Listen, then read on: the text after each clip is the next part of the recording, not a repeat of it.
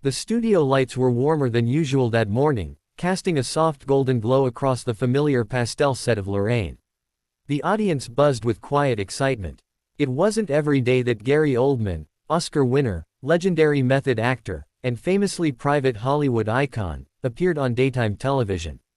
Lorraine Kelly sat comfortably in her chair, cue cards resting neatly on her lap, her practiced smile fixed firmly in place. She had interviewed hundreds of celebrities over the years, from nervous newcomers to global superstars. Still, there was something different in the air today. Gary Oldman wasn't known for small talk or playful banter. And everyone in the studio could feel it. Backstage, Gary adjusted the cuff of his dark blazer, his jaw tight. He had agreed to this interview reluctantly, part of the promotional tour for his latest historical drama. His publicist had insisted Lorraine was safe, friendly, and respectful. Gary wasn't so sure. At 66, he had learned to trust his instincts.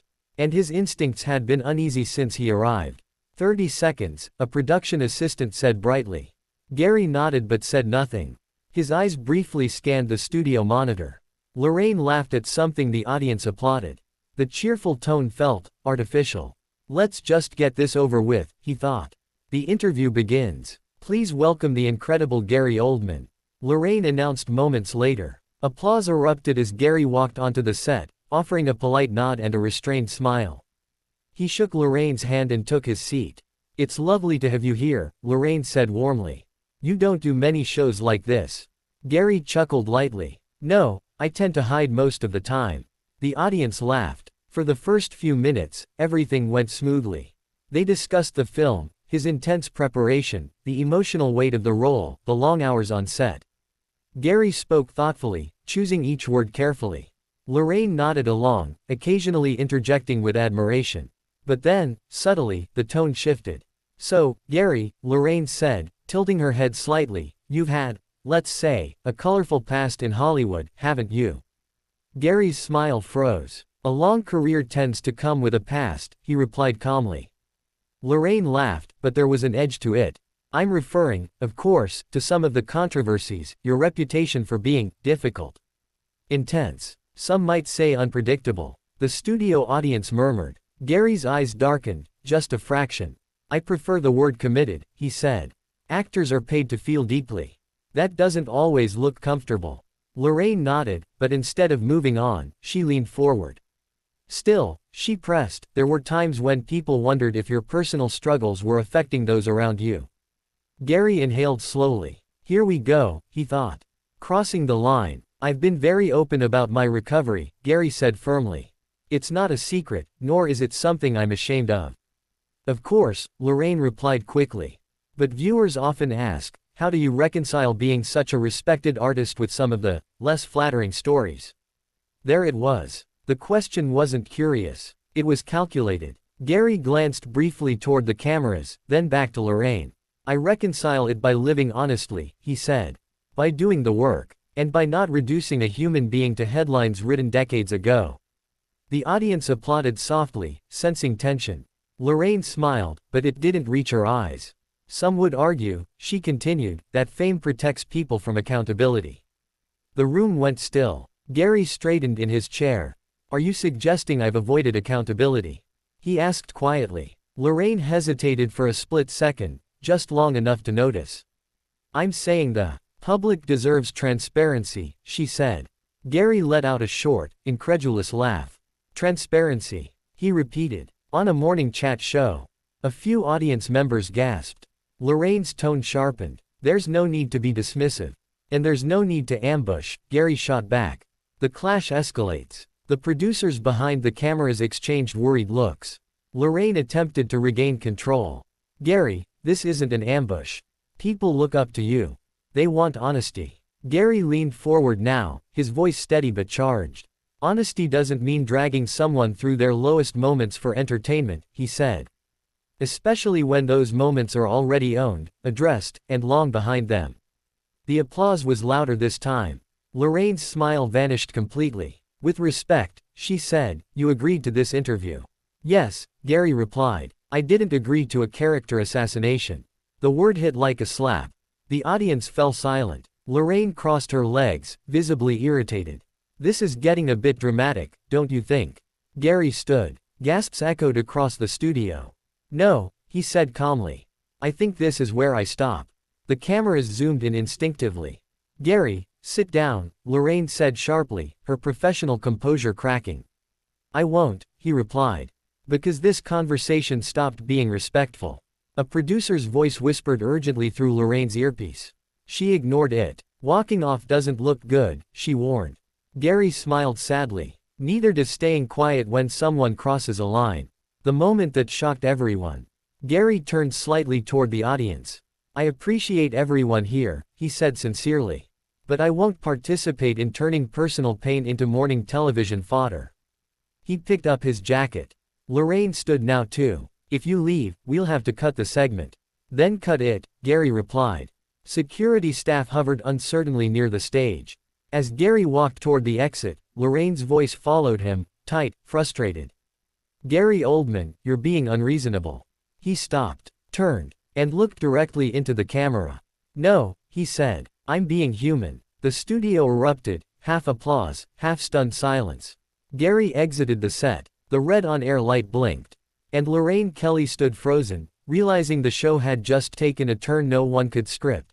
The moment Gary Oldman disappeared behind the studio doors, chaos erupted. Producers rushed across the floor, whispering urgently into headsets.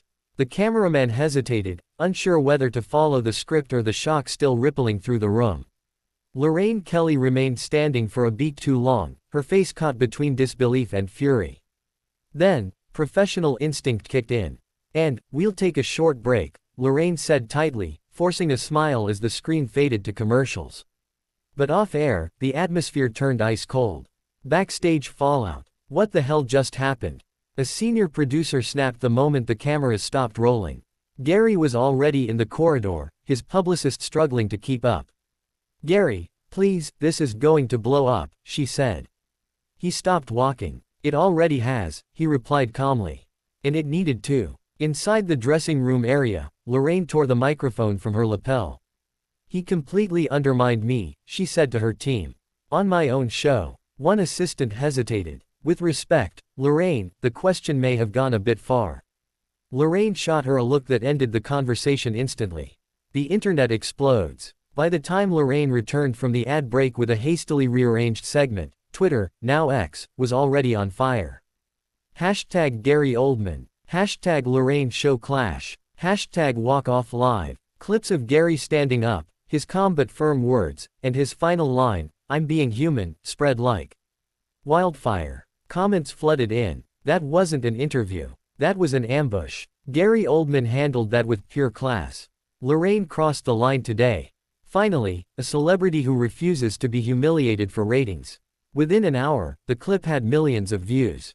And the story was only getting bigger. Lorraine breaks her silence. The following morning, Lorraine opened her show alone. No guest, no banter. Yesterday's interview didn't go as planned, she said carefully. My intention was never to cause offense. But her voice lacked warmth. However, she continued, as journalists, we have a duty to ask difficult questions. The reaction was immediate, and brutal. Viewers noticed what she didn't say. There was no apology. No acknowledgement of Gary's boundaries. Media analysts weighed in on breakfast shows and radio programs. Daytime TV thrives on friendliness, one commentator noted. The moment that's lost, trust disappears. Gary speaks, on his terms. 3 days later, Gary Oldman broke his silence. Not on television. Not through a press conference. He posted a short, handwritten note on his official website. I agreed to discuss my work, not to relive pain that I have already owned and healed from. Boundaries are not arrogance. They are self-respect. The message ended with just 4 words. Be kind. Always. It was shared by actors, directors, and fans across the world. One Oscar-winning actress reposted it with the caption, "This. All of it. Behind closed doors." Insiders soon revealed what viewers never saw. According to a leaked production memo, Gary's team had explicitly requested that certain topics remain off-limits. The memo had been acknowledged, then ignored. When this detail reached the press, the narrative shifted overnight. Suddenly, it wasn't about a difficult guest.